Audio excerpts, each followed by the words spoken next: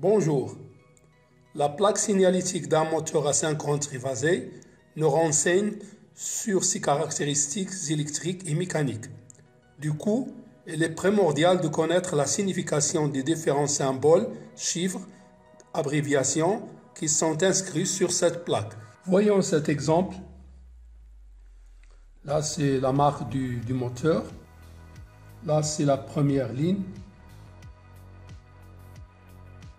qui indique qu'il s'agit bien d'un moteur asynchrone triphasé de type R25PEF. La deuxième ligne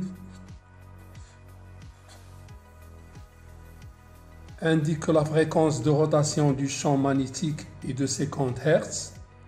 C'est la même fréquence des tensions d'alimentation. IP55, c'est Ingress Protection.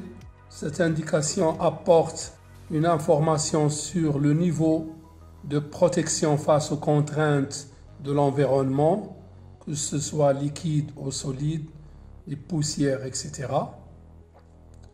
Le premier chiffre montre que le moteur est protégé contre les poussières. Le deuxième chiffre indique que le moteur est protégé contre les jets d'eau provenant de toutes les directions. Et ça concerne l'étanchéité. La troisième ligne souligne la puissance utile, c'est-à-dire la puissance mécanique du moteur. Il est de l'ordre de 1,5 kW.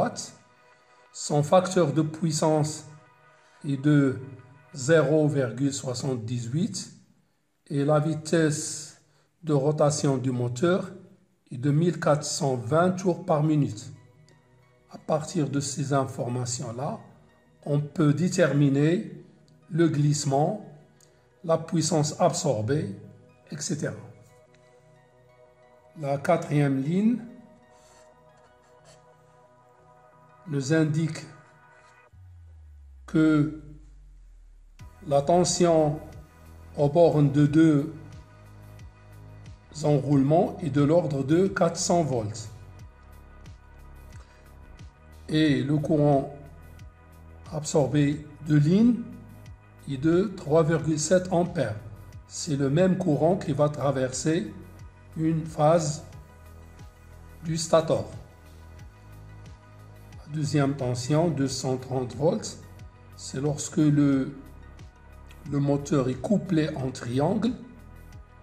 Donc on voit bien ici qu'un enroulement du moteur ne supporte qu'une tension de 230 volts.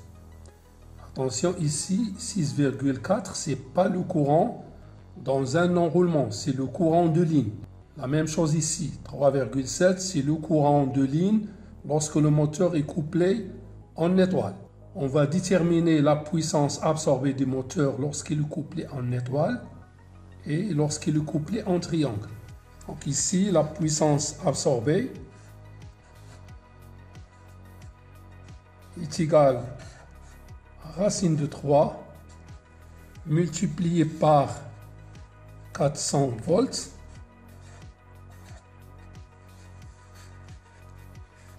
multiplié par le courant de ligne 3,7 multiplié par le facteur de puissance qui est de 0,78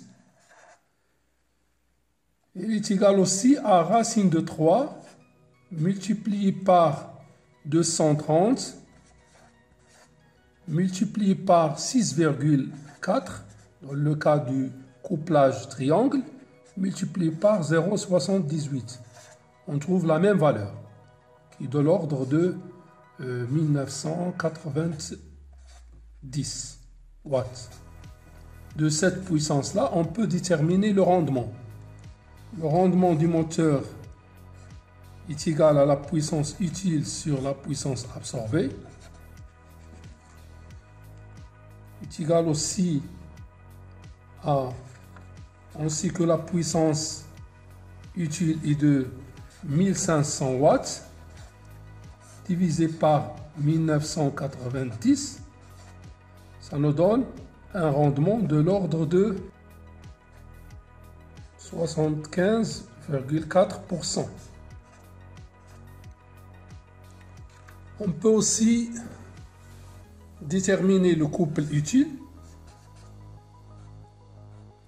Il est égal à la puissance utile sur oméga. Oméga, c'est la vitesse angulaire du rotor. Ici, on a 1500 multiplié par 30 divisé par pi multiplié par la vitesse de rotation du moteur est de 1420 tours par minute. Donc 1420, ça nous donne un couple à peu près égal à 10,1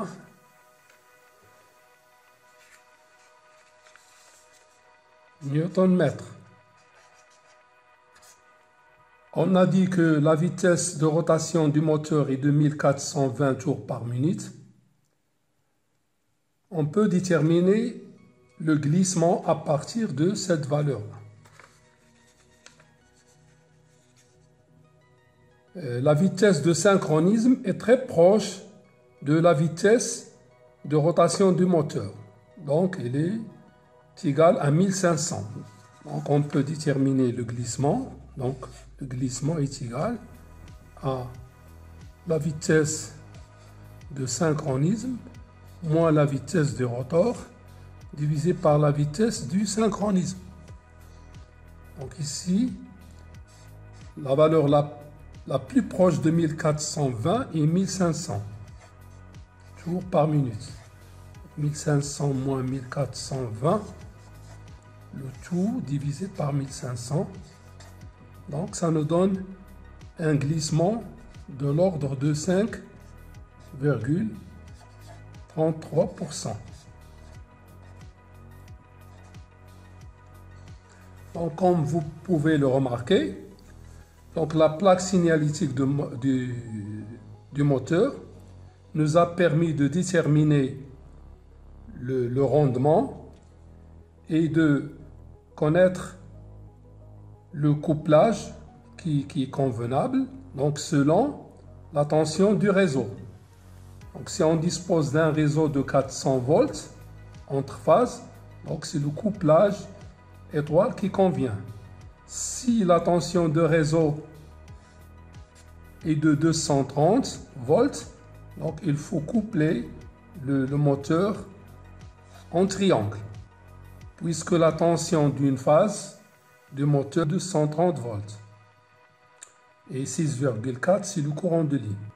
On peut trouver d'autres informations comme la température ambiante de fonctionnement, la masse du moteur, etc. Voilà pour cette séquence. Merci de votre attention et à la prochaine vidéo.